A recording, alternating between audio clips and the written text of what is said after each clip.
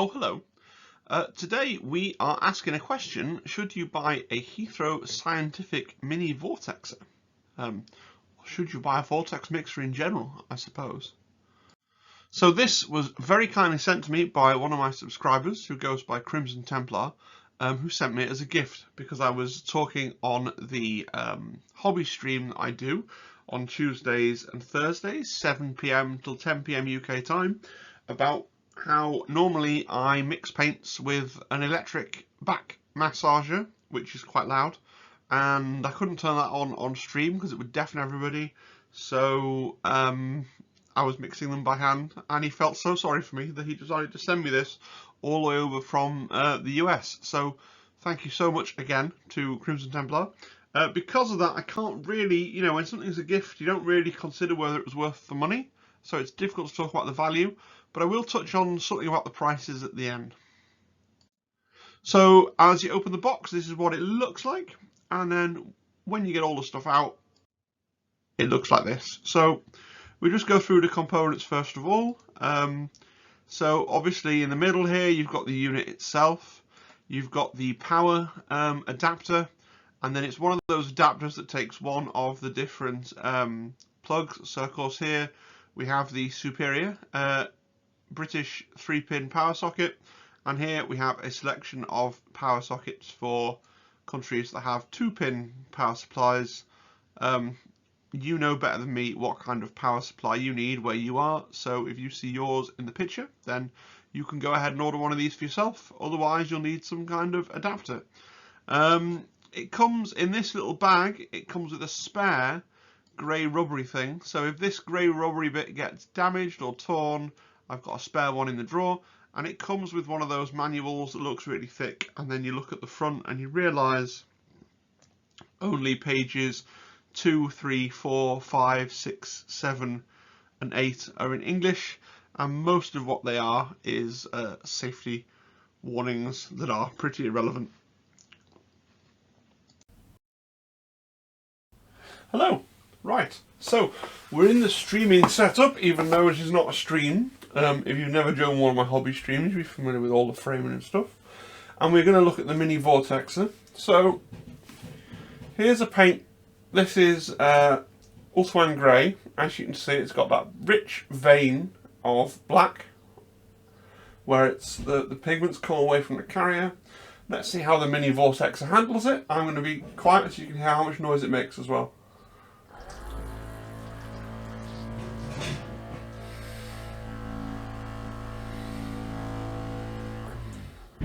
I think that's it. That looks ready to paint with. Let's have a look inside. Yeah, absolutely ready to go. Okay. Let's try contrast. Apothecary white. Always, always, always, always needs remixing. Right, you can see all the white pigment is kind of sedimented down the bottom, and you've got the very dark carrier liquid sloshing around in there. Let's see how the vortex mixer handles that.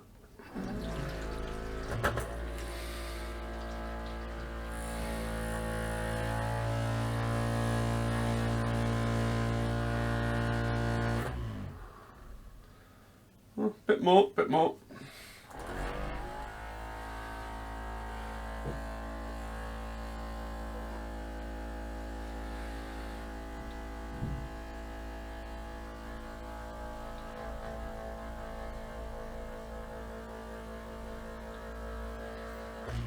Top content, but I think gave me a realistic idea of how long it takes, and that's totally combined now, ready to be painted on. Let's just try another one. We've got a troublesome metallic paint here. So this is Canopec alloy, and you can see you've got a band of the silver pigment here and the sort of brown carrier totally separate. Really troublesome one. I think you should have some difficulty with this. Let's give it a go.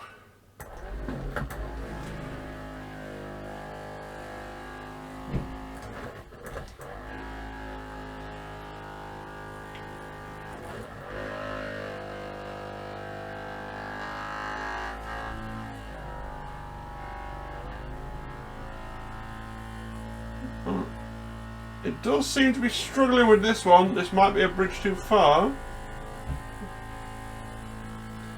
I know this is the most exciting content, but I want to give you an idea, a real idea of how long this can take.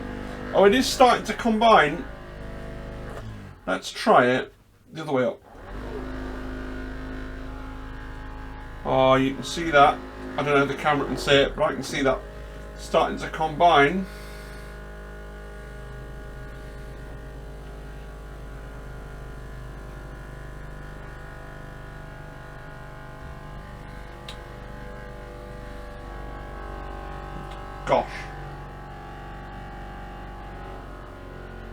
Gosh.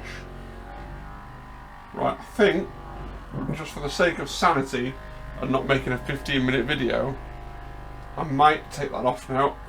Let's see. So it's still kind of two-tone, that one. And we look inside though.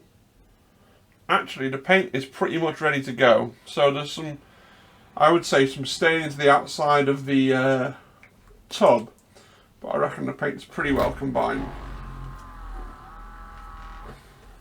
To be fair, let's try another metallic. So here's another one that's pretty separated. Granite steel. So again, you can see there's the silver's kind of come out of the dark band of the purple. Let's just look inside, and you can see it shouldn't be that bright purple colour. It should be a blue tinted metallic paint. Let's see what the vortex mixer makes of that.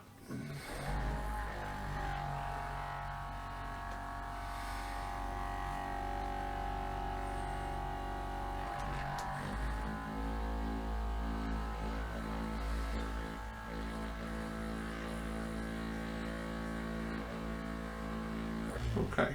On the outside, it still looks pretty separated. Let's open it up.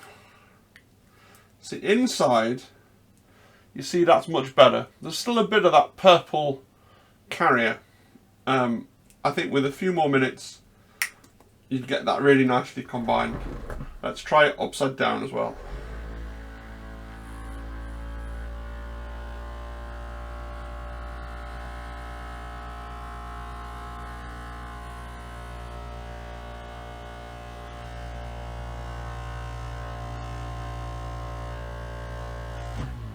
Right, let's have a look at that one. Yeah, now that is a lovely paint. If you can compare that to how it was the first time we opened it, that is ready to go now onto your miniatures.